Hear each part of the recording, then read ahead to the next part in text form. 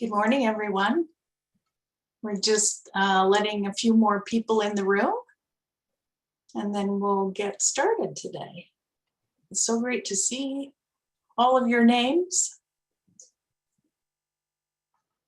most of which I can now put a face with, so that's always good. Welcome.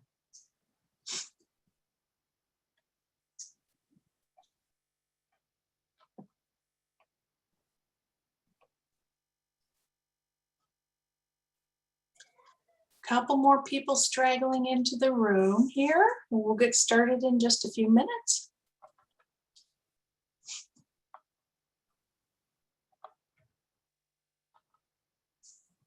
I recognize you too, John Held. Thanks for joining us today. John is a commissioner for the Idaho Commission for Libraries, so we're happy to have him on board, as well as all of you out in Idaho library land. So I will go ahead and get started. On behalf of the Idaho Commission for Libraries, I would like to welcome you today. Today's training, The Importance of Strategic Planning. My name is Tammy Hollyhouse. I'm the Deputy Director here at the ICfL, and we are really pleased to partner today with the Montana State Library and Library Strategies to bring you this relevant information that so many of us need and are excited to learn about, because it's important that we all work together for the future of Idaho libraries. So after the training, just a couple housekeeping things. We here at ICfL will be sending you a follow-up email. We'll have links to the slide deck, handouts, the presentation recording. But the really important piece is we will also have a link to a short evaluation. And it is really important that we get evaluation of our trainings. It's important to the success of programs, to the continuation of programs, and also it's really important for our funding source, the Institute of Museum and Library Services. So please, please, please take 5 minutes to complete that evaluation. You should receive that email early next week. So let's get this training rolling, and let me begin by introducing you to our amazing trainers today. Stu Wilson is a principal consultant for library strategies.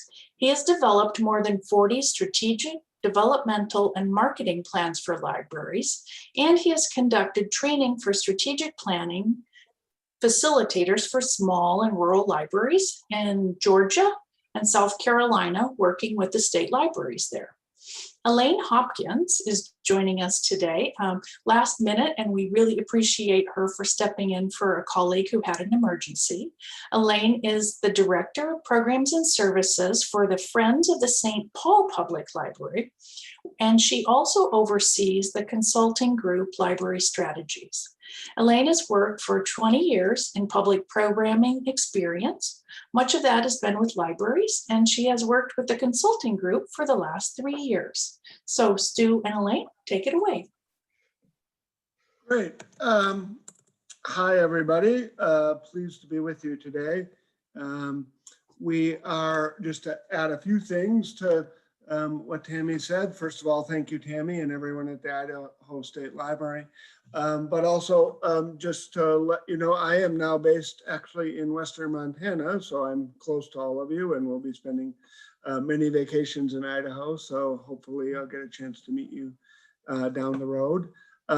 The other thing to say is, for the 15 minutes prior to coming on, I was having technical difficulties. So if something goes blank here, I think between Alayne and I, we can handle it, since Alayne's in Minnesota. So But if something goes awry for 5 minutes, bear with us and we'll try and get everything back up and running. So with that, I think, unless you have something else to say, Alayne, I think we'll just get started with the presentation and take you through.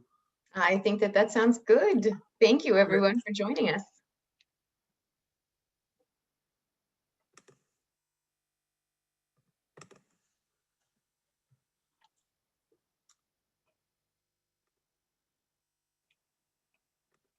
You got this. Just a second here, I'm screen sharing. So because of the technical difficulties, I, of course, closed everything and reopened it. So I think we got it.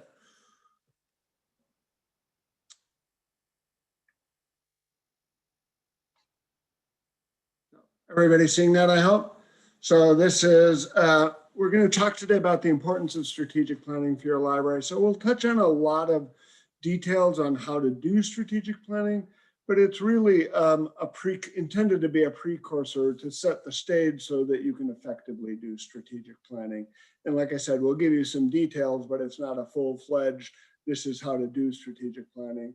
And we'll talk a little bit about, at the end, some of the resources you're going to get so that really you and everyone across Idaho can do more robust strategic planning in the coming years. So with that, I will have Alayne talk a little bit about what the project is. Yes, thank you, Stu. And thank you, Tammy, for the introduction. As Tammy mentioned, this is a part of a larger project funded by the Institute of Museum and Library Services. This is Framing the Future, Advancing Strategic Planning for Small and Rural Libraries. And we are presenting this. It's coordinated by the Montana State Library with Library Strategies. And so we are in the midst of the first phase of a 2-year program that is all about training strategic planning facilitators. It's an action-oriented approach to provide this training across 6 states. It's going to consist of 3 different phases. This is the end of the first phase, which has been workshops to prepare for planning and understanding implicit bias and equity in library service.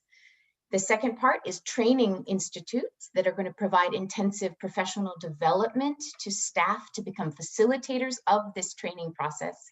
And the third phase is when these newly trained facilitators will do 2 to 4 strategic plans in their own state with support from Library Strategies. So we're really excited. We're very grateful to all of the states who've signed on for this and are really excited to be sharing this information with you today. So just so you have a little bit more background, Library Strategies has been providing consulting services since 2007. We share our expertise to strengthen libraries nationally. In recent years, we've partnered with several state libraries to conduct strategic planning training for individuals and awareness efforts to help build a culture of planning in libraries. And the one other thing before we really get started with content is we actually really love to hear from you and hear your questions. And we have another colleague, Wendy, who's, if you see the screen under the Friends of the Library, will be monitoring chat. So please send any questions or comments you might have throughout the presentation to chat. And at various points, we'll stop and try and answer those questions and interact. We actually really love the interaction. If it were a smaller group, we'd have you all on the screen, but with close to 40 people, we've kind of learned that chat is the best way to have you send us questions. So please feel free to do that and do that throughout. We love to answer your questions. So we like to start with some of the fundamentals, and that is strategic planning is pretty scary for a lot of people. And I think that's a reality and one that we shouldn't ignore. I think there are 3 big reasons for that. One is it sounds a little bit like going to the dentist. It's something we all know we probably should do, but none of us really want to do it. So in that sense, it probably needs a little bit of a rebrand. I've struggled in all the strategic planning processes I've done to come up with a different name for it. And it really fits what you do, but it doesn't sound like a whole lot of fun. The second one is, the reality is, I think a lot of us have had bad experiences with strategic planning. So hopefully what we're talking about today is good strategic planning that's effective. And I think we'll talk a little bit about further on in the presentation about keys to good strategic planning as opposed to missteps for strategic planning and where it may go wrong. But I think it's a reality that a number of us have had bad experiences. I know personally, I'm old enough now to have lived through a number of strategic planning processes that took 2 or 3 years and created enormous 3-ring binders that sat on shelves and no one looked at again. And so you kind of go, why did we go through that? And that's not really what we propose or the kind of process that we're talking about today. And the last one, which I think is really fundamental of why it's a little scary, is strategic planning is really about change. And I think many of us are change averse, or we fear change, or are worried about change. For me, strategic planning is really a way to incrementally manage that change. Change is coming whether we like it or not, and we need to deal with that. And strategic planning is really an effective way to manage that change. So, but it is about change. So if you're not going to make any changes in your library in the next 5 years, there's really no reason to go through strategic planning. Planning is about making differences in your organization and in your community. So we hope to give you today some insights on how to make strategic planning less painful, even fun, but also really valuable. So what we have found and what we see in libraries of all sizes is that these planning fears are real and they are varied. So you'll see here we have a couple of prompt questions, and actually we'd love for you to jump right in and use the chat right away, where you could maybe say, what are the challenges to planning that you have experienced at your current library or a previous situation? Have you had negative experiences with planning, and what caused that possibly? And maybe what has prevented your library from planning? So we do encounter these fears in many different libraries. A lot of times the fears have the same core issues. And so some of those things Stu has already alluded to, you know, that they can take a really long time. It can be a painful experience that people don't really feel like they come out of anything at the end. It can be very expensive. There's concern, it can make you crazy. And there's concern that people can't come to consensus or agreement around what kinds of changes really need to happen to make your library better oriented to your community, a better place for services, or really look to the future.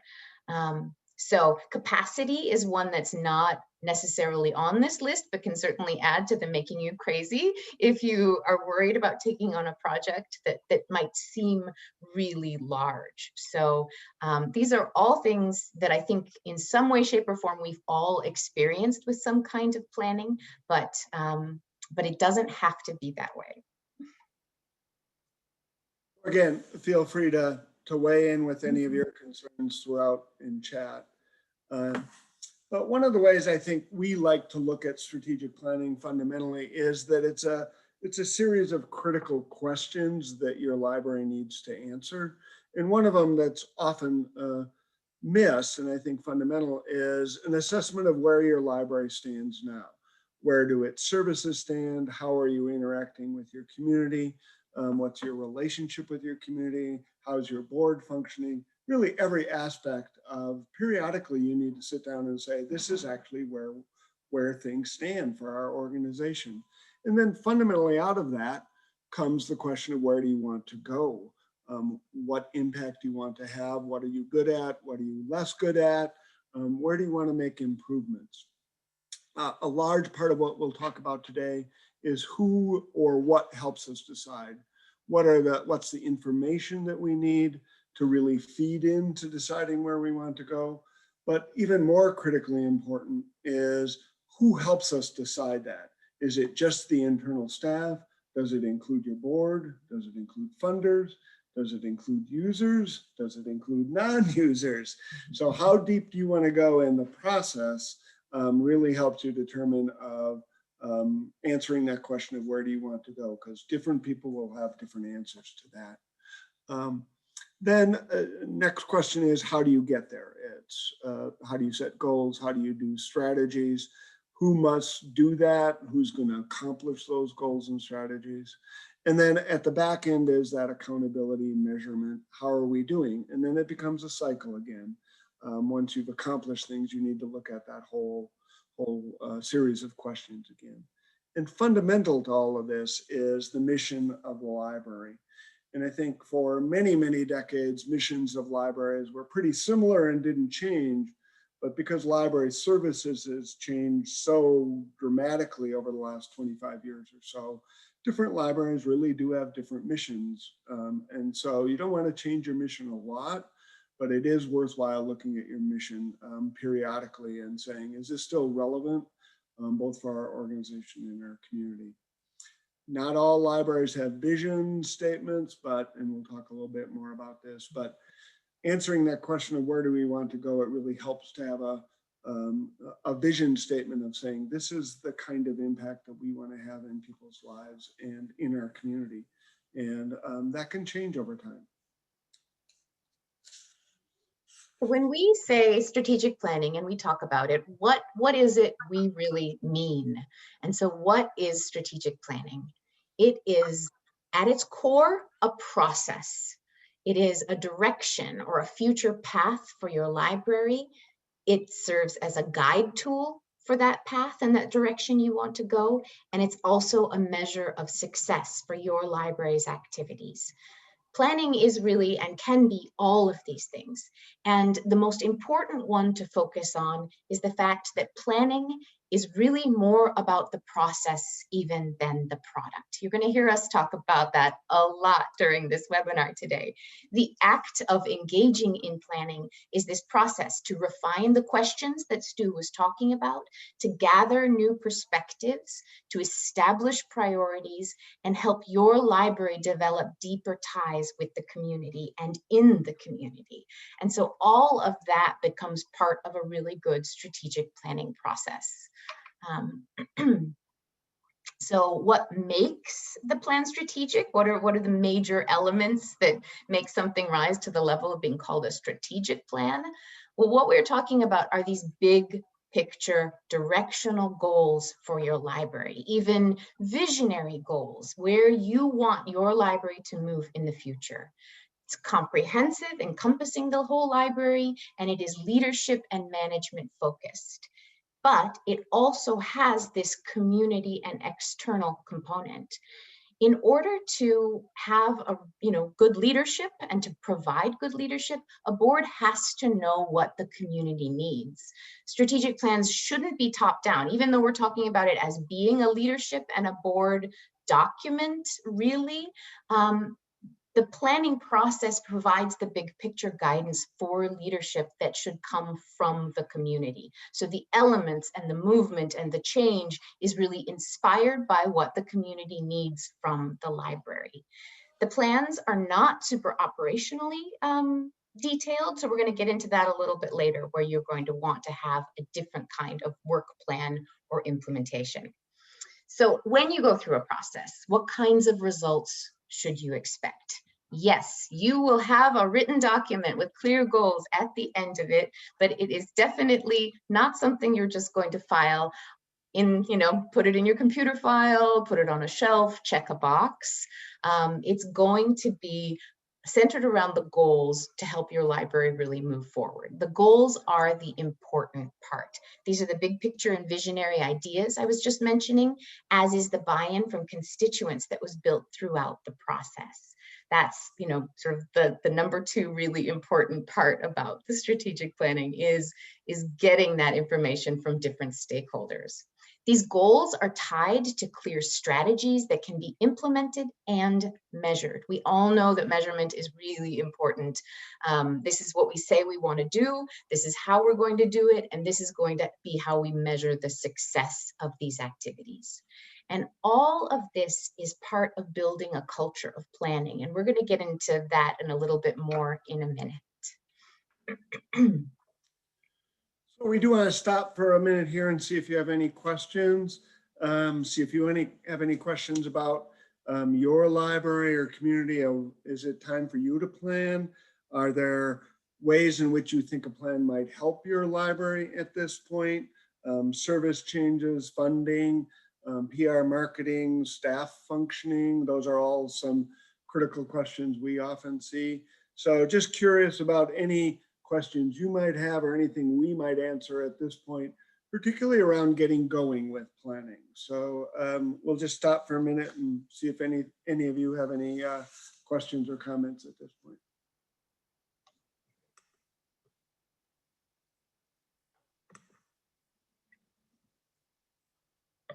Anyone? If not, we can move on. Or we can come back. We've got one, Stu, here, Okay.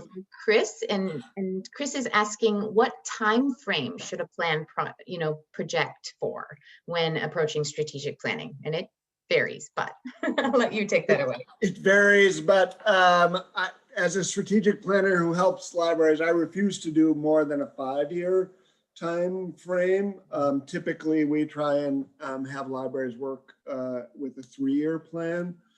And so that sounds short, but so much change is happening in the library world and technology and communities. It's really difficult to plan for more than 5 years. If you think about what technology was like 20 years ago, the idea of those old ideas of 20-year plans really are pretty ludicrous for an overall strategic plan.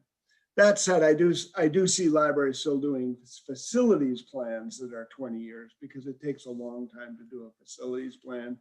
But usually strategic plans are shorter in time frame these days. In terms of how long it takes to do a strategic plan, I would say somewhere in the neighborhood of 3 to 6 months from initiation to end, depending on your size and how complex your planning process is. Anything else? See anything, Alayne? No, I don't Okay. think so, but we'll have some other opportunities for questions. Yeah. So please And do keep popping them in. Oh, we do have one more here. So Malaya, I hope I have not mispronounced your name, sorry about that, says that they're in the middle of setting goals for a new strategic plan, a small rural city-owned library, and they're hoping to stretch into the surrounding area not served by the library. And says that it's scary to make it manageable within 5 years, that kind of big change. yeah, I think, my reaction to that is two things. One is you need to have and we're going to talk about building a culture of planning. So if you're doing a 3 to 5 year plan, you almost need to plan on what's your next planning phase going to look like. And in a small library, typically I often say you need smaller planning processes a couple of times and then a much bigger planning process about every 10 years. So you may be in a period where you really need a bigger planning process with more input from more constituencies. And then 3 or 5 years from now, it may be a more contained process. So think about it that way, that not every time you do planning it's going to look the same way. I think the other reality is that strategic planning may provide you big directions, but it's also not unusual sometimes that you have in your strategic plan, one of your goals is to do more planning in a particular area. So one of your strategic goals might be of how you expand your service area and what that means, and not try and do all of that in the strategic planning process. And I hope that makes sense. But sometimes if you're trying to look at big picture, sometimes it's helpful to say, one of our next goals is to look at a planning process for a particular area. And we often see that for facilities, technology. Sometimes there are serious collections issues and you really can't deal with all of those issues in a strategic planning process, but you can deal with them in another outside of the strategic plan, a planning process that's maybe more internal just to staff. So hope that helps in perspective. Sound good?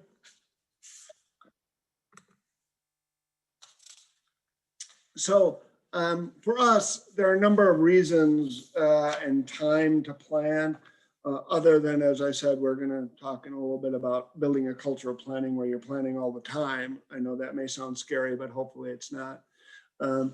But one of the big ones is you're facing changes in your library. Sounds like in the example, that just came forward that, significant changes happening. But library service is changing dramatically. No matter where you are in the library world, how you do your work internally in a library has changed dramatically and is continuing to change. Most of our communities are also changing, and certainly how could we live through the last 2 years and not say the world is changing and that's affecting what we're doing. I think one that's maybe more pointed is the need to be more effective. You're going to grow. We hope this isn't the case, but I work with many libraries where they know their budgets are shrinking, so they need to reduce what their services are. And I think what that all comes down to is strategic planning is often about reprioritizing, of saying, this service is actually, we need to increase, and this one maybe not so much anymore, or it's going to decrease. And how do we manage that in terms of resources, working with our customers, our users? How do we do that with our staff? So, I think coming out of COVID, many libraries are struggling with the reprioritization around digital services versus in on-site, in-person services, and what does that balance look like?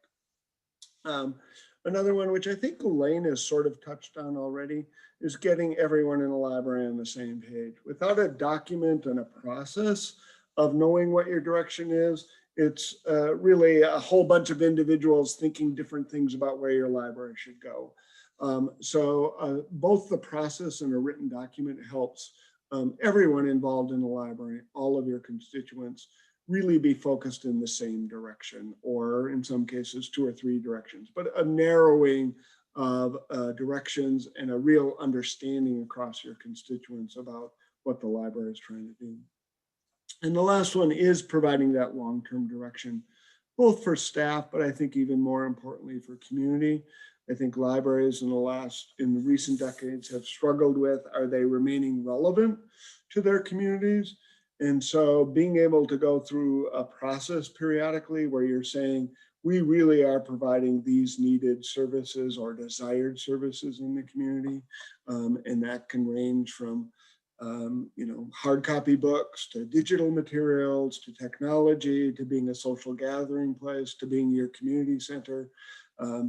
It's different for every community, but to really check in and provide that long-term direction of relevance for your community, and then having your staff understand that that's what you're trying to accomplish for your community as well, is really one of the fundamental reasons for moving forward with planning. So some of this is a little repetitive to what I've already said, but why is the plan important? I think particularly for a public library, a public institution. And, it's that notion of change, and the plan really helps you navigate with purpose. Otherwise, change is just going to hit you. And certainly with things like COVID, change hits all of us that we can't plan for. But in most cases, you really can navigate through change more effectively if you go through this process. And so it's not just a matter of change sweeping over you, but it's really being intentional about how you're going to manage that change. As Alayne said already, connecting the library to its constituents and not just current users or staff is really a critical part of the process, so that as a public institution, you're trying to do your best to serve everyone in the community in a robust way. And as I just said, it's creating a stated direction for the whole organization, not just for internal audiences, but really everyone involved who's touching the library or potentially can touch the library. One of the reasons we talk a lot about process is it's very difficult to get support from people when they haven't touched the entity previously. So a really good process where you're talking to staff, patrons, funders, really all of your critical constituents, means that you're going to be building support from them as well. If they've been part of the process of building the library's direction, goals, strategies, they're much more likely to support it. Increasing the likelihood of targeted impact and effective measurement of services are kind of tied together. And that is, if you really can state what you're hoping to accomplish, then you are much more likely to have an impact than if it's kind of a loose idea of what you're trying to accomplish. So, and then that also goes to, then you can also measure whether you've had an impact or not of what you're trying to affect. So it's not a matter of just whether or not you're doing something. Strategic planning helps you really answer the question, are you doing the right things? And that evaluation on the back end is a critical part of the strategic planning process. So we've touched on this already, and you'll get tired of us saying it, but the planning process is as important as the final plan. As I often say, it's much more valuable to have a mediocre plan that's motivating people and really activating people than a fantastic plan that no one looks at again. So it really is a people-driven process, because the whole idea of strategic planning is to motivate people to move in a particular direction and accomplish particular goals. So I think fundamental to our framework is that libraries are about making a difference in a community and in people's lives. And so plans are really a part of talking to all of those people and making sure that you're doing that, and that you're really having an effect on the people in your community and your community as a whole. I do want to give an example here of worked with a medium-sized city and medium to small-sized city in Tennessee recently. It was about 40,000 people was their service area. They had one building and about 10 staff. So, you know, a modestly sized library, not super small, but, you know, substantial. They had never had a plan before. They had a county board that provided all the funding, a library board, a foundation board that was pretty active and had resources, director, and staff, of course. And they were all going in different directions. They really were not on the same page. The staff felt like the staff morale was pretty low because they didn't really know what they were doing and what they were doing it for. The county board was hesitant about providing increases in any funding because they didn't really understand the library. The foundation board had resources, but they didn't want to grant any of it to the library because they weren't sure what the direction was. So we went through an extensive process with all of those entities, really talked to all of them through focus groups, surveys, individual interviews. It was a very robust process because they had never had a plan before. Out of that, we really created, I would say, a fairly mediocre written plan because there were so many different constituencies and so much to deal with that the written plan was good, but it wasn't one of our best plans just because there were so many entities involved that had never touched it before. But that process was really critical. Out of the new strategic plan and the process, staff morale went up tremendously. Customer service went up because the staff knew what they were trying to do, and part of it was a new direction on early literacy. The county board and foundation boards both decided to provide more funding because they really felt that the whole focus on early literacy was really valuable, and including long-term plans for creating a storefront children's branch, which was very exciting. And you know, I think out of this also the customers, patrons, users really embraced it, and they saw their circulation and visitation numbers go up tremendously. So that focus of a process of really bringing these constituents together really was what was critical. 4 years later, we went back and helped them with another process, which was not nearly as robust. The final written plan was much better, actually, because they already had focus. But all of those constituents were really comfortable and excited about the process the second time and really embraced it. And so all of that really helped this two-step big process followed by a smaller process really move the library forward dramatically in terms of service, internal effectiveness, and community impact. And so that's why we spend a lot of time on the process and why we say that's just as important or even more important than the written plan itself. So we'll go into a little bit about the keys to a plan's success. And Stu really in that example touched on many of these. And the first one, of course, if you haven't gotten it yet, a major successful plan, is people focused. It is about motivating people and getting them invested in the library if they are not already invested, and deepening the ties with people who are connected with the library. So the second part about this is, having your process be, and your whole planning process be pretty quick and engaging. People are much more likely to move to action and be supportive if the planning process is not one of those that we mentioned right at the top that goes on for 2 years. If you're a part of a planning process that's going on for more, for even a year and more than a year, how is it possible to keep the momentum going and to keep that level of engagement high? So again, then that third point, action oriented, it moves really, to implementation fairly quickly. You are getting input from your staff and from the community, and it's great to be able to show them relatively quickly, say within 6 months or less, that the library has begun moving forward on this plan, that they've begun action on these strategies that they helped inspire and create. To that point, part of the plan or the subsequent work plan should have these tasks that can be started on right away, and so that you can get moving and show success. And so then this last one is also super important: progress check-ins and accountability. Staff and the board need to be accountable for the goals and the strategies that are in this plan.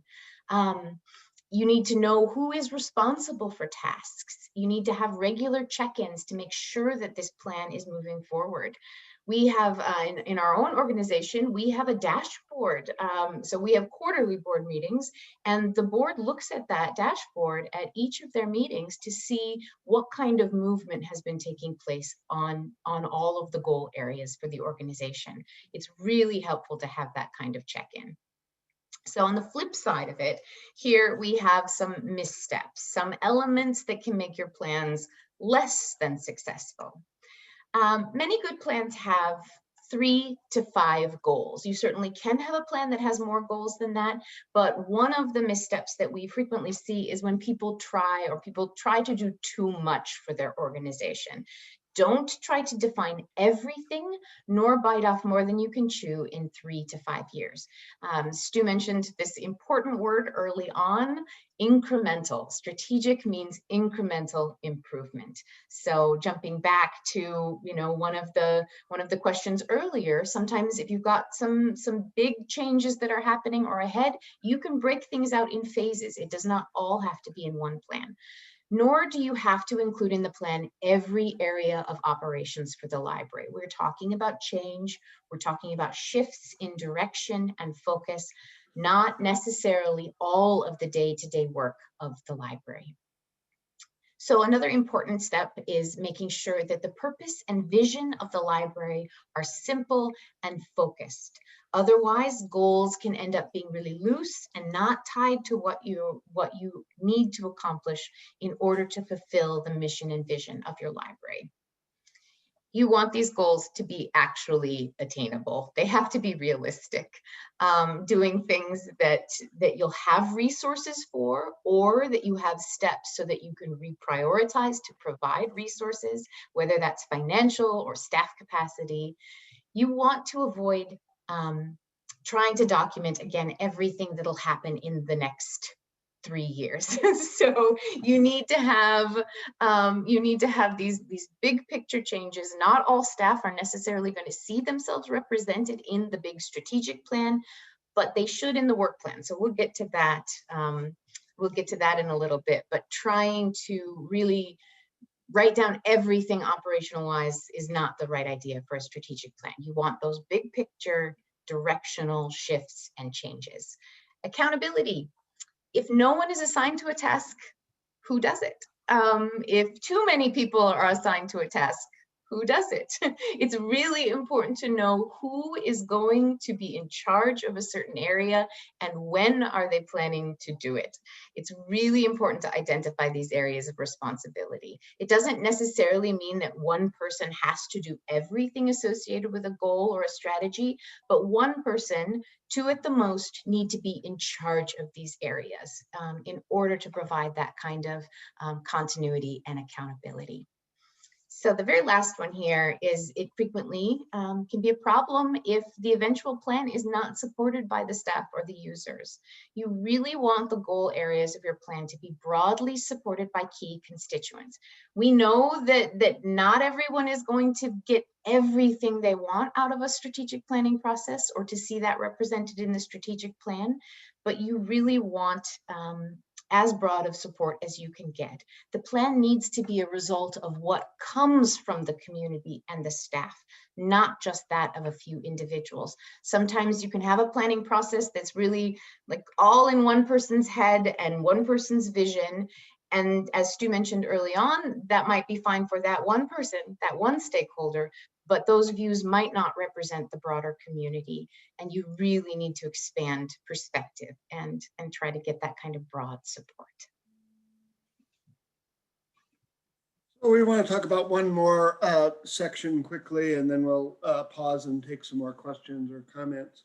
And that's really talking about a cultural planning. Effective strategic planning is about an ongoing process within your organization to really create an arena for constant improvement or continual improvement.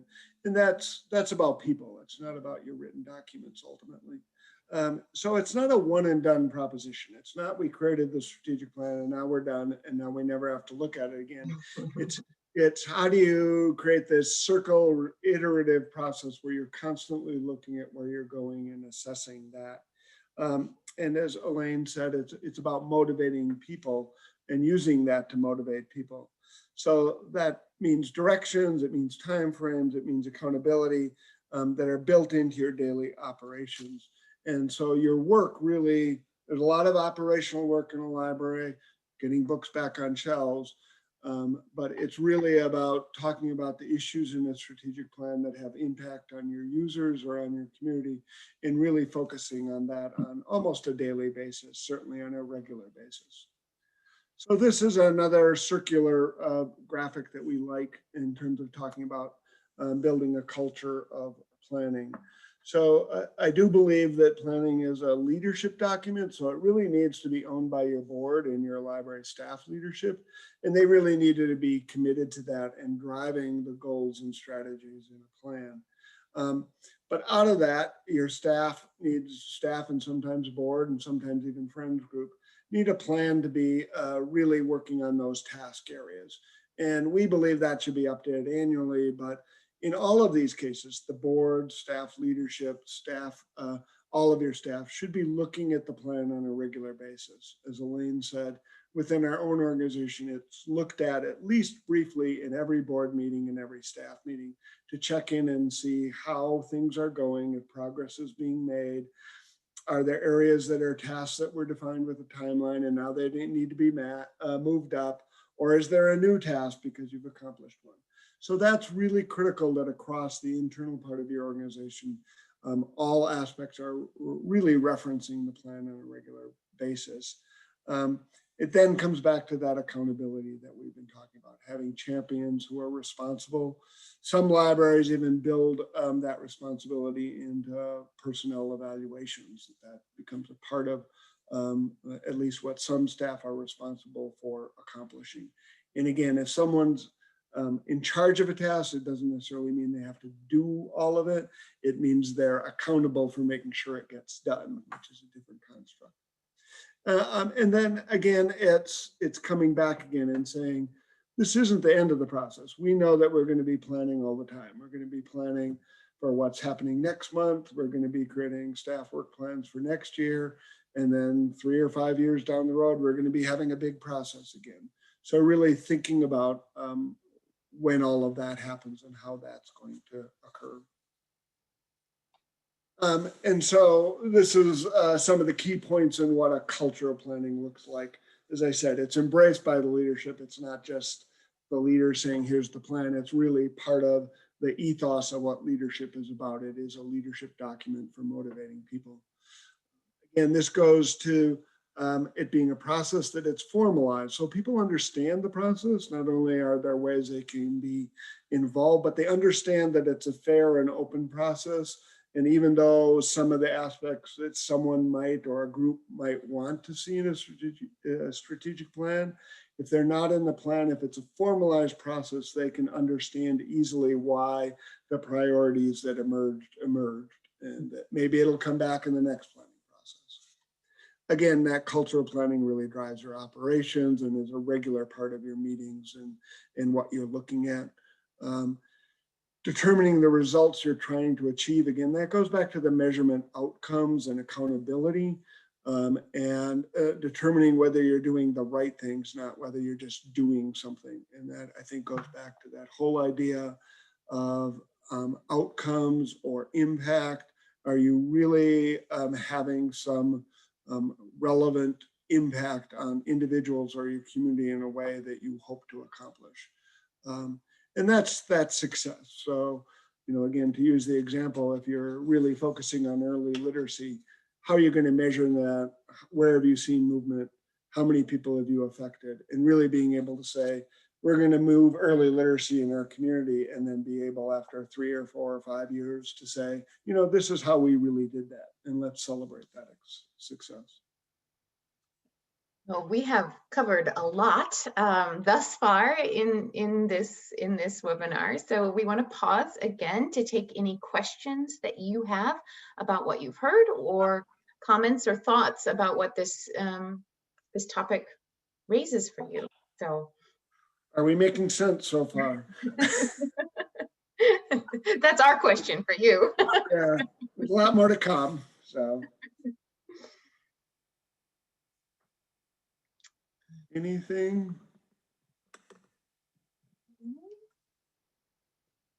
Right. Well, we can move on again. We'll just reiterate, as you do have questions, you also don't need to wait for us to ask you to tell us them. Please feel free to put them in the chat, and I promise that we'll get to them as we're moving our way through. So, as we move forward now, we want to begin looking at some more specific aspects of strategic planning. We've done a lot of talking about the big picture mindset of planning and the purposes of planning, and now we'll get into a few more of the details. So, a good planning process. Oh, Stu, can you go back one? Right. Yep. A good planning process is going to absolutely look at internal issues to your library. So these are some of those things that certainly are looking forward, or as you look forward to planning, you're going to want to incorporate these sorts of internal things. Their budget, staffing, collections, technology, facilities. These are all things that you can look at, and really are the easiest things to look at because the library controls them for the most part. Budget, that might be a question, but how you spend your budget usually is controlled by the library. You probably have pretty easy access to information around all of these internal issues, and you can make decisions surrounding them. So it's important to include these in your strategic plan, and we really think of this as, perhaps the low-hanging fruit of a planning process is the internal. So external issues can be more challenging. They can also be really more satisfying, and the heart of getting to what the community really needs lies in these external issues. So changes in library services is one thing. These are harder to control. Information surrounding these issues might be harder to come by. So you're looking at users versus non-users' wants and needs. So this is sort of like what does the library need to know from its users and the people who are not using the library right now about what kind of changes in library service should happen. Should there be more digital? Should there be more programs? Should there be fewer programs? Smaller collections, larger collections, all of these sorts of questions you are going to want to find out from the community what they are needing. knowing what services non-users might use in the future. So again, this speaks to some of the stuff we're going to get into around engaging your whole community, not just the people who are coming through the door. What challenges is your community facing? Is there a lack of technology or training? What is the level of poverty within your community and needs there? What are the jobs and small business resources that already exist in your community or don't exist? After school activities, services, all of these are parts of the sort of external areas that you're going to want to look at through a plan. I'll stress it again here, just one last time, is that focusing on non-users is important. Library users, people who regularly come through the door, people you recognize, they're part of the inputs that might be easier to gather. If someone comes through, you can talk to them personally about a survey or about the strategic planning process and get information from them. A good planning process is really going to seek out the input of non-users. And that ties right into the fact that good planning values the outsider's perspective. Good planning needs inputs and perspectives from people, data, and institutions that are not internal to the library. So again, you know who's coming through the door. The vitally important question as you begin a planning process or are in the midst of a planning process is who isn't coming through the door and why are they not using your library or the services that it offers. A good planning process is going to work at getting information from those non-users and getting their perspectives. So one of the things, just to jump back around this whole big picture project that we're doing with Framing the Future, part of the reason that we're incorporating or incorporated workshops on recognizing internal bias and looking at equity in library services was really about trying to have strategic planning facilitators recognize that the whole community is important, not just the library users.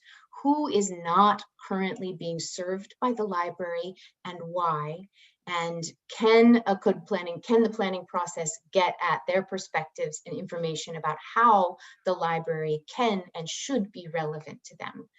When we move toward really seeing and knowing who is in our community, then we can work toward providing library services for a broad range of individuals, a broader range of individuals. So just wanted to stress that outsider's perspective as incredibly important. So this is a hard one to talk about for those of us who love libraries, because libraries are fantastic institutions that are free and open to everyone in our communities, right? But that said, libraries really can't serve everyone equally. Good libraries can approach equitable service. So what I mean by that is, if you think about service to teens, and I'm not trying to be stereotypical here, but teens may want gaming, they may want technology, they may want particular kinds of books like anime or some graphic novels.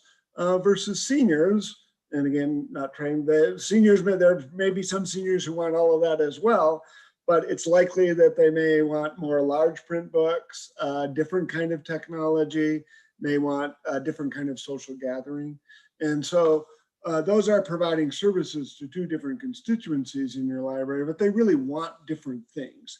And so when we talk about equitable service to serve teens robustly versus seniors, you may be providing very different services or different aspects of services. And so that free and open access isn't necessarily equitable. Another example there is if you're doing most of your programming in the morning, or if you're not open evenings or weekends, you're probably not serving your working families very well.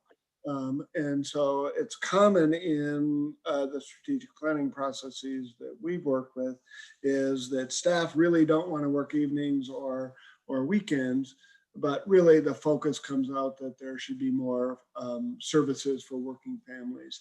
And if you don't offer evenings or weekends, you're probably not going to be able to reach working families. So that's an example, as opposed to mornings may be perfect for seniors because school kids aren't there and it's quieter and it really is an accessible time. So the point of all that is you're really making a choice because you can't serve everyone robustly all the time. And a good strategic planning process is going to look at all the different constituencies in your community and begin to make intentional choices about who you're going to serve more robustly and where you're going to have more impact. So a question around that is, who has the biggest needs in your community and where are you trying to have the biggest impact? So that's going to shape who you might provide more extensive services to, all the while being free and open and accessible to everyone. And so a good strategic planning process, again, is talking to different constituencies, different groups within your community, and making some intentional choices around this. And I think one of the reasons for this that's become more and more important is for probably 100 years or more, there was one model of library service, providing large collections and usually a meeting space, so a little social gathering and some programming. Today, the world is wide open in terms of what libraries can do across different kinds of services. So a critical part of this is not only looking at your constituencies and your different groups in your community, but how do they match up with the kinds of services that you might offer? So technology is a good example of that, of what kind of technologies you offer is really going to impact different age groups, probably pretty dramatically. And so how you determine what you're going to prioritize really should be part of that strategic planning process. So part of this is really looking at the diversity of your community. You really can't do that without really examining that diversity. And that's both in terms of users and non-users. One of the things about non-users are much less likely to know what the range of possible library services are. So engaging non-users across the diversity in your community is really pretty critical. You know, we want to say that you know everyone in your community, even in a small community, because they come through your doors.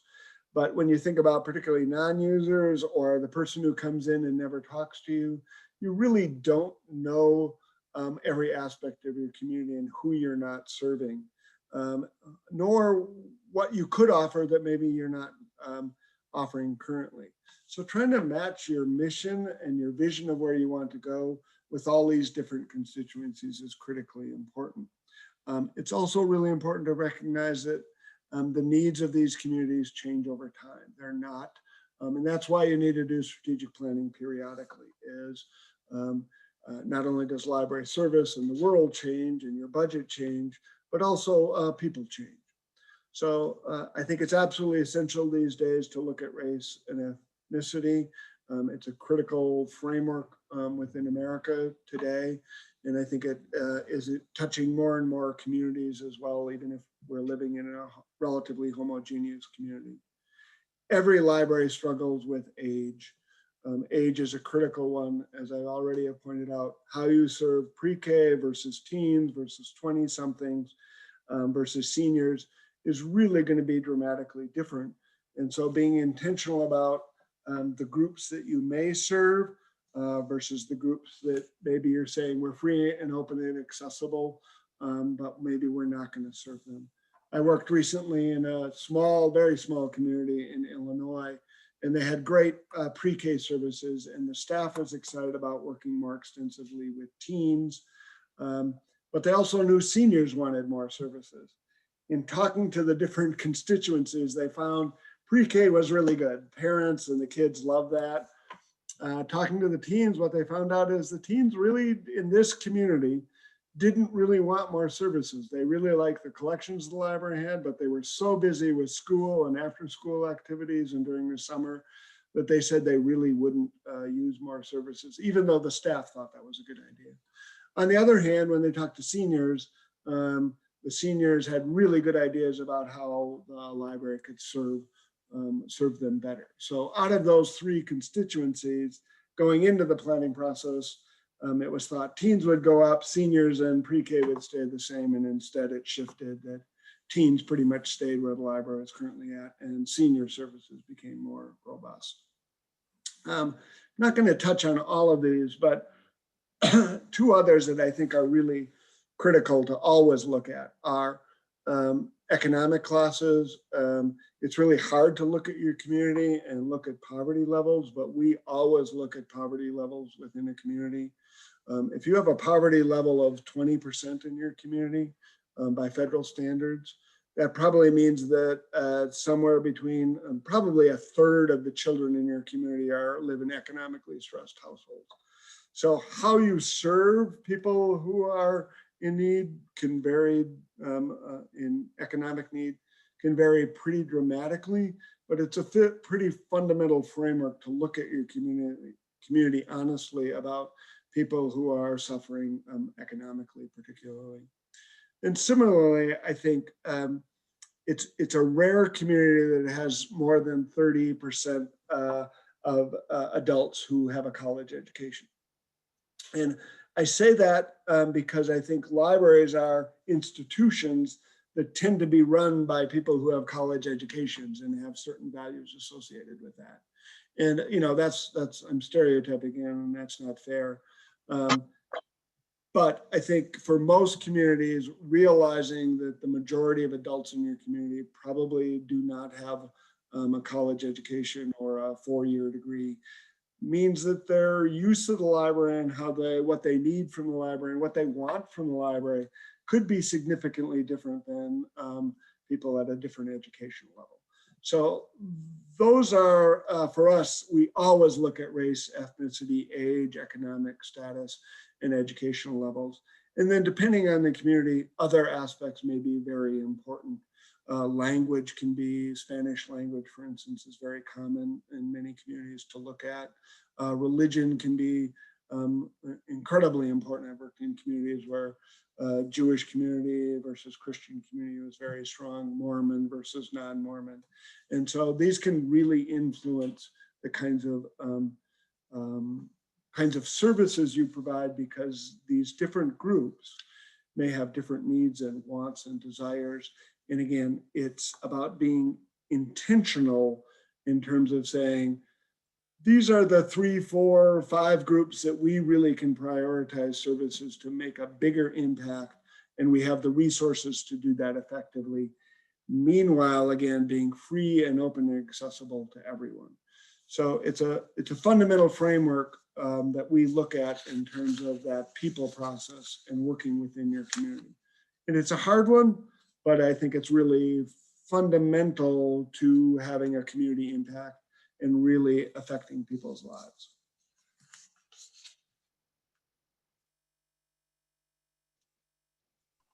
I was on mute. Here are some questions. We'd love for you to look internally for a minute with these, and want to turn these questions back to you about who does your library serve really well? Is it that early literacy, pre-K, young children focus, or seniors, teens? Who also could you serve more fully? If you're thinking about, again, who is coming through the door, who's making use of the library's programs and other services and resources, who do you think that you could serve in a better way, perhaps? Love to have you put some things in the chat. There are lots of opportunities through a strategic planning process to look at where you could expand services.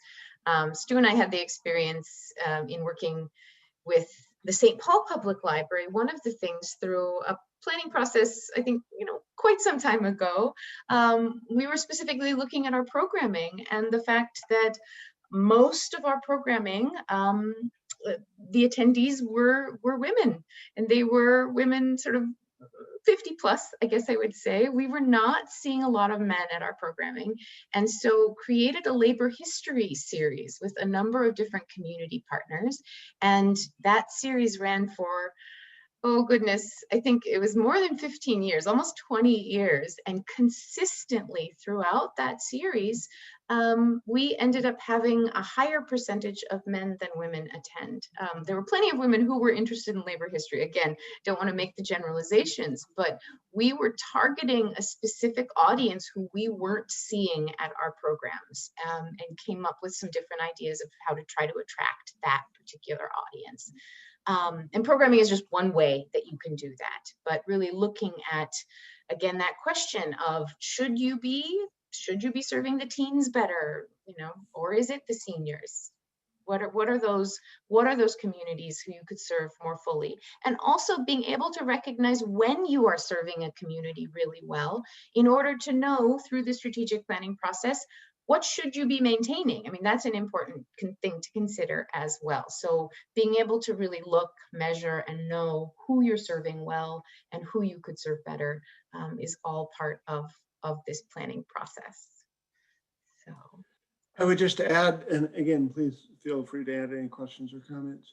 The example that Alayne just gave, after about 5 years, it had unexpected but significant impact on funding. The number of donations in that arena from particularly men and from working class communities really shot up and really became an important part of the library support. The library I worked with in Tennessee that I referenced, the focus of a specific focus on early literacy really had an impact for the county board on increasing the funding. So working through different groups really can have an impact on what your ultimate support for your library is, and really focusing and examining the different corners of your community really can be essential to not only maintaining relevance within your community, increasing use of your library, but also can have ripple effects into things like funding. So looks like we're not getting any questions, so maybe we'll just move on, and we will have plenty of time at the end. So in looking at, again, some more of these specifics around the strategic plan, here are some of the typical steps. This isn't a super detailed how-to on strategic planning. Those of you who are going to participate in the Institute in October will definitely get some more of that. But this provides an overview that does give you some of those details of the process that we typically go through. There are a couple pages of suggested processes for different sized libraries, and that's going to be in your handout packet that you have access to. So you'll see lots more examples there, and you can go over that information. So as I had touched on a little bit earlier about those kinds of internal issues, the first step is reviewing the data that you have at hand. And so some examples here are your usage stats, the circulation, your budgets, census data for the community. You want to be reviewing all of that information.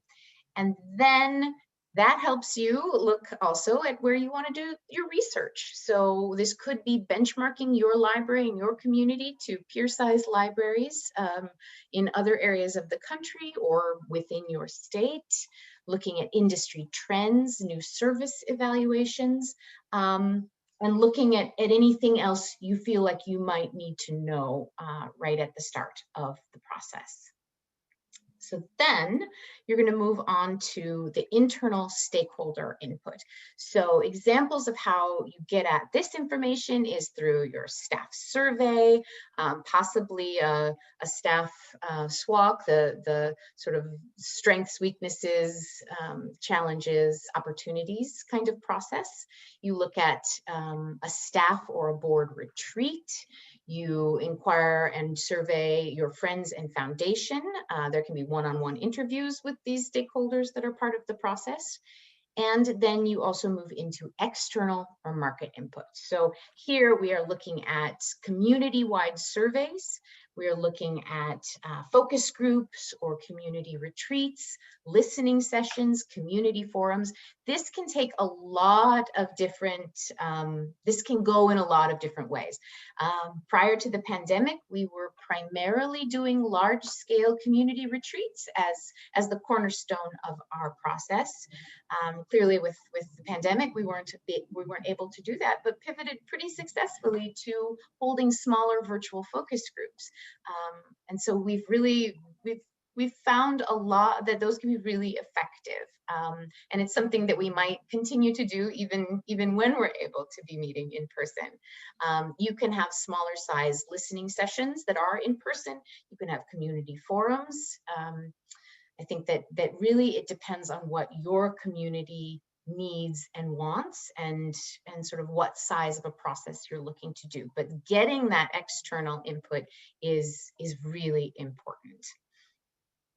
Then you move into drafting and approving the plan. And that's once you have all of that data and input, you can sit down and you can draft the plan. This could be one person or it could be many people, but you should go through a process. Again, it's better to have a couple of different minds and eyes and perspectives on this rather than having it just be one person. Someone can draft it, but you always want somebody else to be looking at that and checking it for that kind of broader perspective.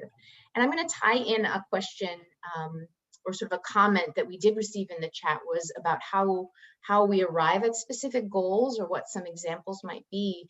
And it's really through that gathering of the both internal and external data. It shows you what the directions ought to be. Some of those, going in, I can just give an example. We're working with I'd say sort of a small to medium sized library system in Minnesota right now.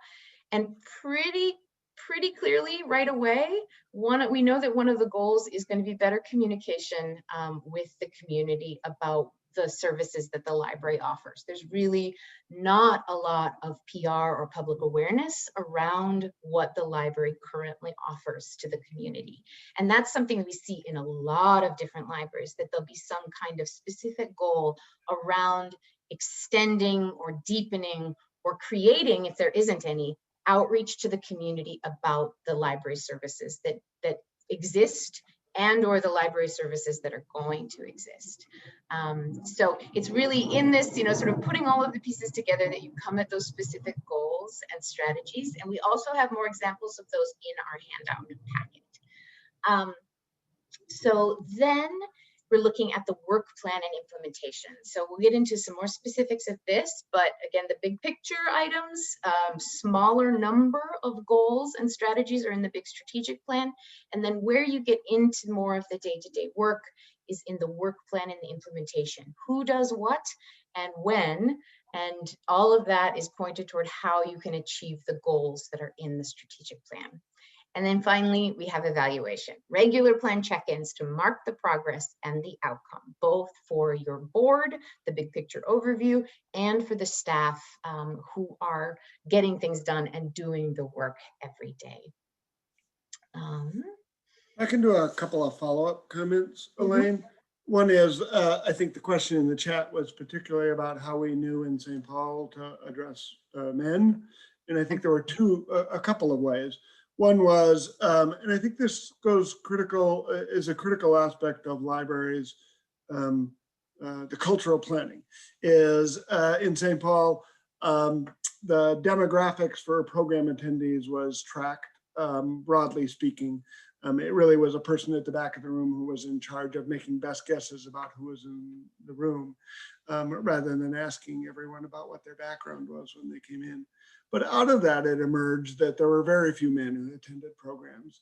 And then more broadly, in terms of working with the library staff, it became clear that there were very few men who actually came into the library to use services. And even more critically, there were a couple of branches that were near a big Ford plant, and they were not seeing any of the men who worked, primarily men who worked in the Ford plant, coming into the libraries. And then we also had a program committee who then reinforced and helped determine what kind of programs might be more attractive to men. And that's where we landed on history, and particularly labor history as a particular focus. So it was a process, and it was about accumulating data over time that led us to realize that that constituency was one that needed to be focused on. The other comment I wanted to make while we were still on this is not all strategic planners divide a strategic plan into a strategic plan and a work plan or an implementation plan. We've found that that's really helpful in two ways.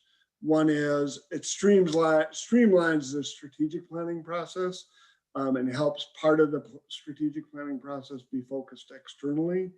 It also helps the board focus on big picture visionary issues that are appropriate for the board, where a work plan tends to be staff oriented and really allows the director and the staff to focus on the details and keeps the board away from some of those details that are inappropriate for a board.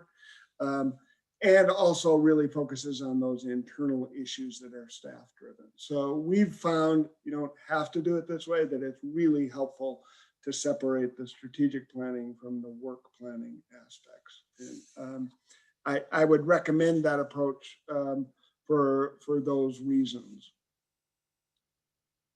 So let me move on. So a critical part of this is spending the time at the beginning of your process to determine what kind of process you need. So we've laid out kind of the big picture of what a process looks like, but Alayne, for instance, was talking about external inputs. We never do surveys and focus groups and community forums and community listening sessions and phone interviews. We never do all of those. It's really at the beginning of the process, deciding what your community needs and what kind of input you need so that you determine what kinds of things you need to do in a process. So some examples of this is, I really strongly believe in a planning committee, but it can be relatively small and include a few different people, or it can be very large. You can use primarily data on hand, or you may need to spend time as part of that process accumulating data, and the same with research. You know, staff, depending on your size, I've seen libraries do a joint staff and board session. Larger libraries, it's not unusual, will do 3 to 5 separate staff sessions with staff at different levels or in different branches. So it really depends on your library as to how to structure that. And again, you may be able to do one community input process, a survey or a community forum, or you may need a series that deal with, particularly to deal with the diversity in your community. An example would be if you have a large Spanish-speaking community, it might be advisable to have a separate session with the Spanish-speaking community or a Spanish language survey if you're really interested in getting input there. And then similarly, at the back end, in terms of drafting the plan, your director may be able to draft it, or you may need multiple people involved. In any case, before it's approved, you want a bunch of different people looking at the plan so that, again, there's some ownership to it, not just by the director and the board. So I wanted to give an example here of a small community that we worked with in Minnesota.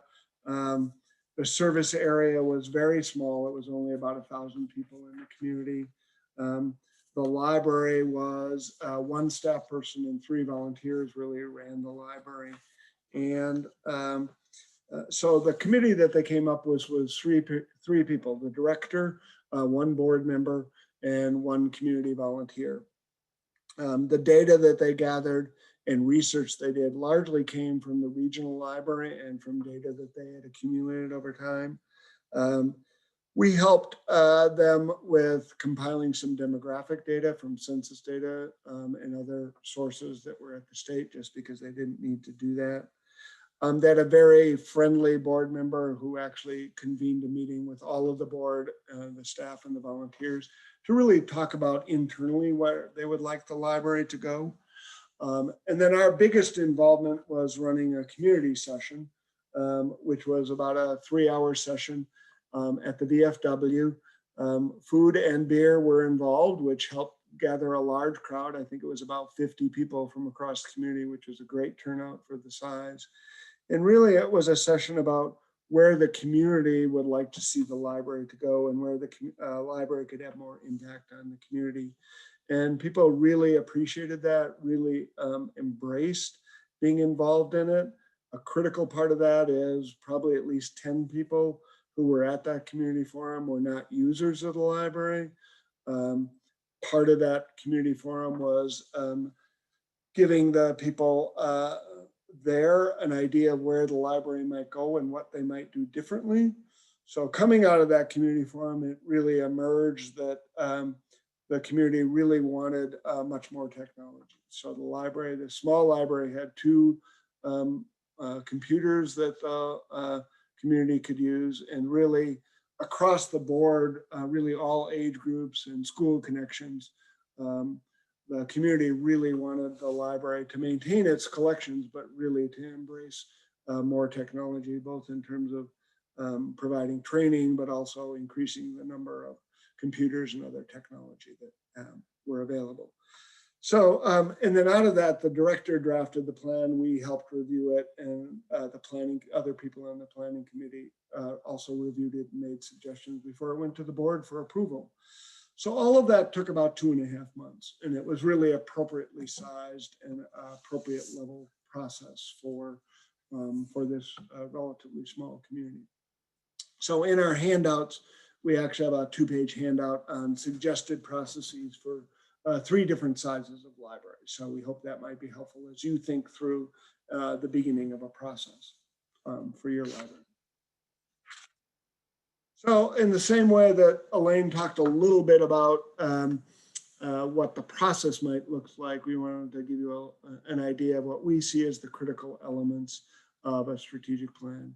And absolutely essential is a mission for your library.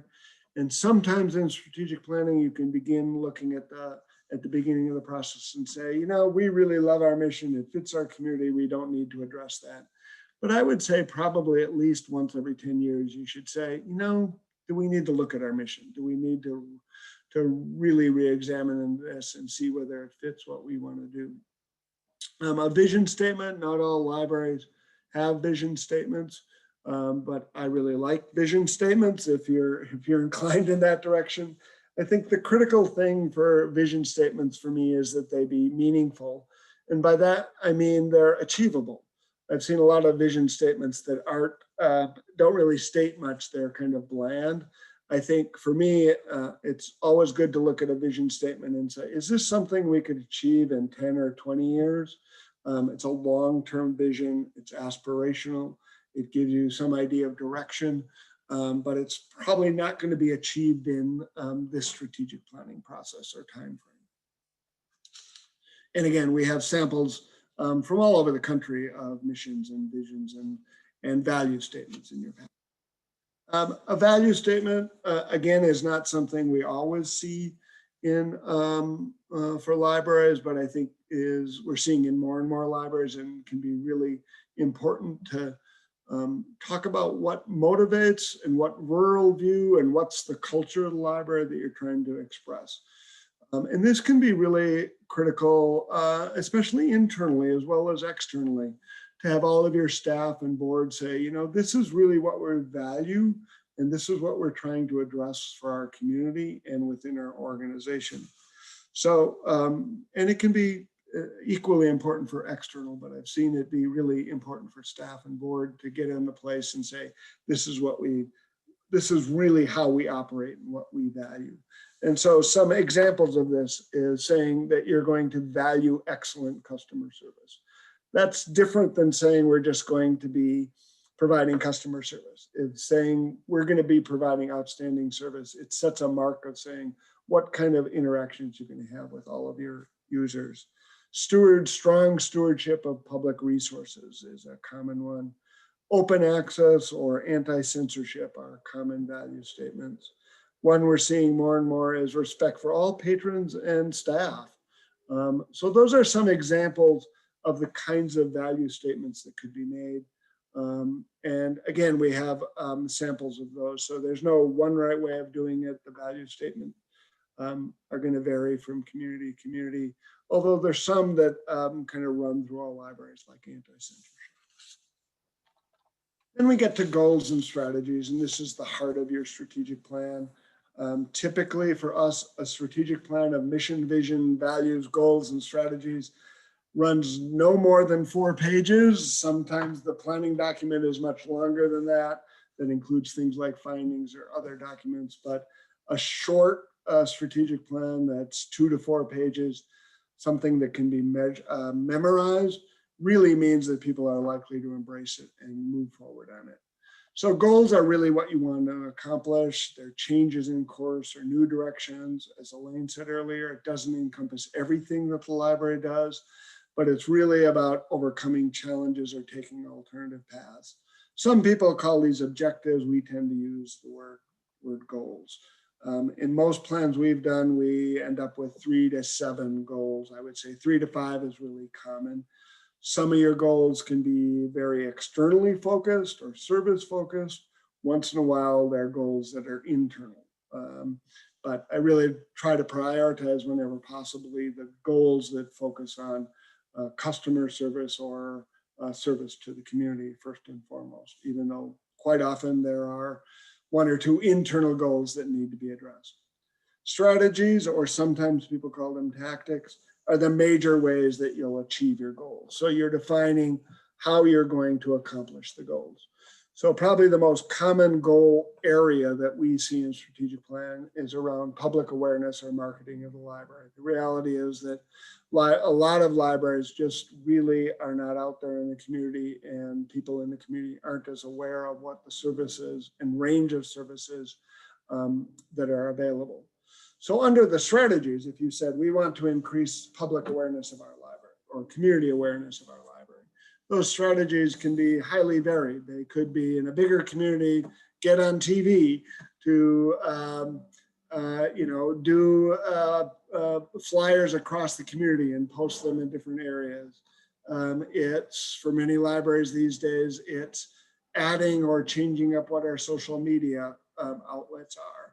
So I'm currently working with a library where we discovered as part of focus groups that the library had a really robust website and an e-newsletter that went out by email, and they had a fairly good Facebook page.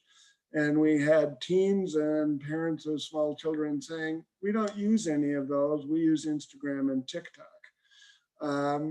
So the library was missing whole groups of people because they were on the wrong formats. So again, that public awareness, when you go through for your community, it could be something as simple as flyers. It could be changing your social media. It could be how your staff talk to people when they're checking out books. It could be getting in your newspaper or radio in a very different way. So those strategies are going to change rather dramatically, even if you have the same goal as another library. So out of this, that's really the framework for our strategic plan. And then we would recommend, and in most libraries we work with, we go into then a work plan or implementation plan. I can take on the main elements of what is included in that strategic work plan. And so, as Stu said, you've got first up, of course, your tactics or your tasks. And this is where you're really getting into, the who, the what, the when the plan goals and strategies are going to be tackled. And what are the tasks or tactics that lead to success in those goals or strategies? Who's the champion? Who's responsible? I mentioned this a little bit earlier, but in these work plans, it's really important to have an individual, and that is our recommendation, an individual be responsible for certain areas or certain tasks. Again, this does not mean that that person has to do all of the work, but there really does need to be somebody who's in charge. You want to include a timeline or deadlines for these various tasks, general plans on when these strategies are going to be accomplished over the 3 to 5 year, whatever the life is of your strategic plan. And so that means breaking things out. If you've got bigger goals and strategies, it might very well be, here are the tasks for this first year. And then when you're sort of re-upping the work plan for that next year of the plan, you're like, okay, how far did we get on the first year? Here are our tactics to keep moving forward on this goal in our second year, third year, etc. What are the particular resources that are needed for in order to ensure success for a particular goal? And where are those resources coming from? This is primarily a staff document. This is not something that usually has to get approved by a board, although there certainly can be tactics or tasks for external people like board members or board committees. There could be tasks that are related to your friends or foundation group. So that is not out of bounds, but it's just most of the things are going to be really focused on staff. And then you do want this all important sort of outcome measurement or output. So what are you, how are you tracking and evaluating the success of these various tactics to get at the goals and strategies that you want to accomplish? So the work plan tends to be much longer than the strategic plan, but also is much more flexible and changeable. And this is something that should be updated at least annually. There are certainly many things that happen. We've talked about it a little bit, that we weren't expecting a pandemic. There could be sudden changes that happen to budgets or economy or, weather-related things that happen. There are so many possibilities of things that can come and can disrupt activities. And we don't anticipate that your strategic plan, because it's really big picture and directional and visionary, is going to need to change. But work plans certainly do change. COVID showed us that in our own organization. Many of the items in our 2020 work plan needed to be adjusted or the timelines changed, but those overall goals and strategies of the plan remained constant. And one of the things, I'll just harken back to what Stu was talking about a little bit ago, we really were relying on our values statements during the pandemic. The big picture strategic plan didn't change, and we would check in periodically. We were like, well, in this new world we're living in, are these goals and strategies still resonant? And they were, but it was particularly the values that we really relied on as a staff. And so I'll just put in a plug there, if you don't have value statements, to really consider that. And it was really good for us as an organization to have those. So again, this is a framework. The work plan, it is not made out of absolute, because we all know things change. You could have staff changes, therefore the accountability in certain areas is going to shift. But you want this to be a living document and to be a realistic document, again, about what you can attain and what those timelines are and who is responsible. Yeah, so do we have any questions, thoughts on the planning process or these various elements? Again, we've gone through a fair amount of things. So if you've got any questions, we would love to hear them. As you're thinking about that or typing, just let me talk a little bit about what you're getting as follow-up. So, and I don't know if you've gotten access to this or if Tammy will be providing it shortly, but again, the session's being recorded so you can see it afterwards again or share with other colleagues if you want. You also will get a copy of this presentation. So if you didn't get extensive notes or you forget something, that will be there. And then we have a large handout packet, and that's going to include these things, the PowerPoint that we're showing you, the different planning processes for different size libraries that we would recommend. We're including, which we didn't really talk about here, a simple planning framework or template that if you're a very small library may be very useful for you to do your first planning. Or if you haven't done planning before, but you're a larger library, it may be a good way for you to take a look at what might be involved or some of the questions you want before you define what your process will be. We've included a couple of samples of community and staff surveys because that seems to be pretty common, as well as the mission, vision, value statements. We tend, at least pre-pandemic, would, in most of the process we would do a large community day-long retreat, which were very successful. It's one of the favorite parts of the process when I run processes. And the part of that is that we would have 40 to 60 people from across the community, and those would be from all walks of life. So this is a list of people that we would invite to the community retreat. And we thought this might be useful for you to go through this list and see who you might involve in your input processes. Similarly, we have a one page that we sometimes use about some of the trends on National Library Service, and particularly for non-users, it's helpful to be able to say to them in a condensed form, these are some of the things that are happening in libraries nationally. Are any of these of interest to you? And then we have 1 or 2 pages on sample library strategic plans that we like. Probably about a third of those are ones that we've done, but other ones that we particularly like, and links to those plans. So you can look at some samples. So I think we have a bunch of questions. I think we were mostly talking about, Tammy has put a link into the chat. If you haven't already received those handouts, although some have, and we're really glad that those seem to be helpful, but the link is right there in the chat as well. Yeah. So Yeah, both Alayne and I are always available to answer questions by email. So feel free to email us after the fact. All of the pictures here were my grandkids here in Montana and the kids at the St. Paul Public Library. So they're either one or the other. I think we had a comment from Chris earlier about value statements, and sometimes we're not stuck on terminology. So whatever works for you, if you prefer objectives versus goals, that's fine. Chris was also saying sometimes people call them core value statements. And I've seen those done as paragraphs or as bulleted lists. So whatever works for you in your library, I think is the critical question. It does look like we've got another question, which also might be Chris. Thank you for all of your comments and questions about whether we suggest that a library try to report back to stakeholders who've participated in the planning process after a year of the new strategic plan. And yes, we do suggest that people get back in touch with the stakeholders, and even beforehand. What we recommend is that your strategic plan, and when we conduct one, we create sort of a nice graphic piece. These are not long documents because, again, we're looking at only, probably 3 to 5 goals.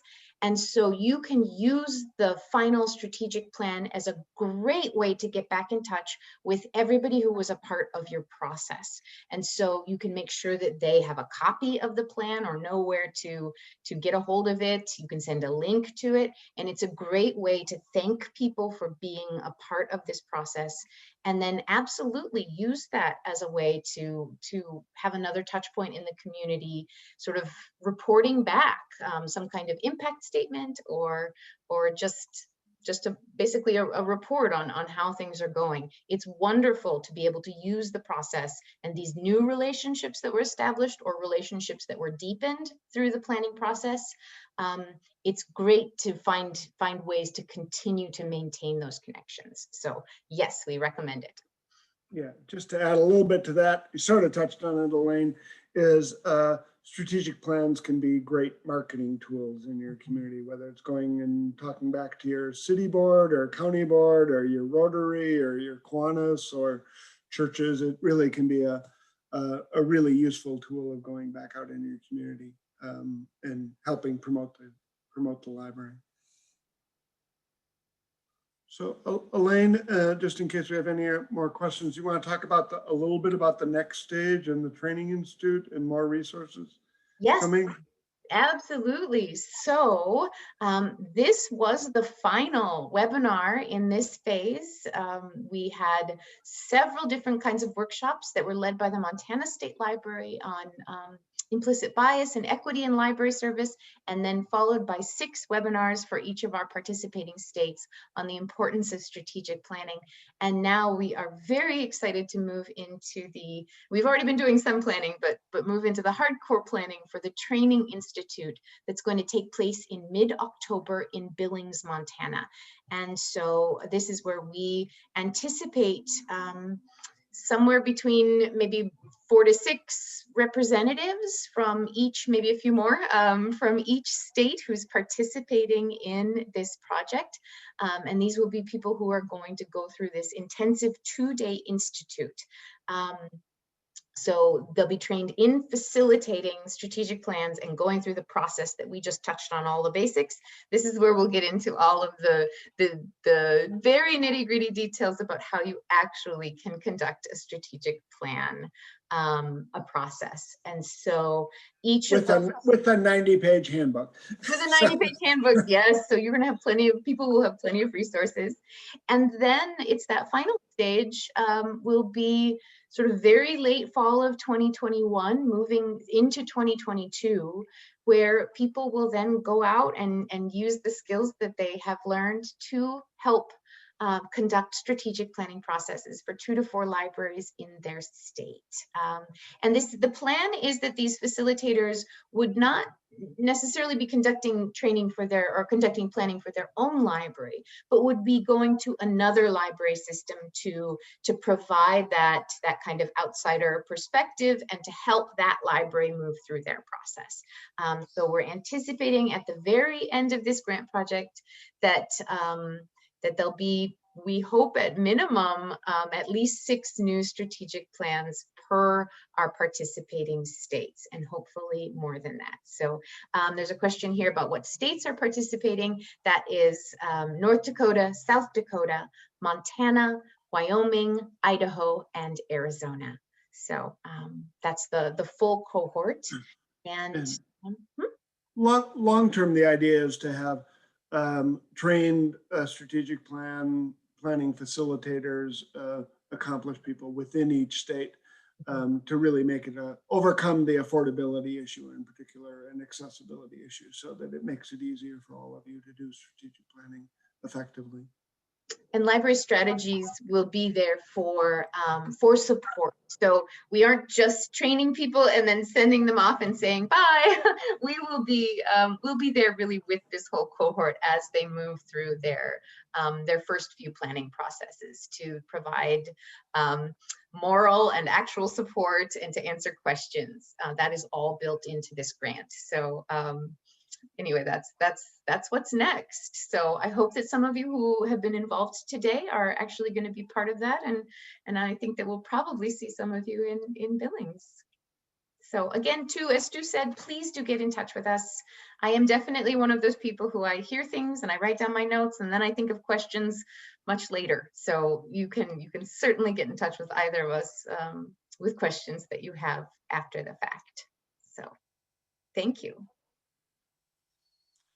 Well, I don't see any more questions, so maybe we can break for the day. And thank you all so much for participating. Hope you found it useful, and we'll touch base with Tammy and your colleagues at the Idaho State Library on future follow-up. Great. Thank you, and thanks again, Tammy. Thank you. That was so great. I really appreciate it. And thank you everyone for joining us today. Have a great weekend. Great.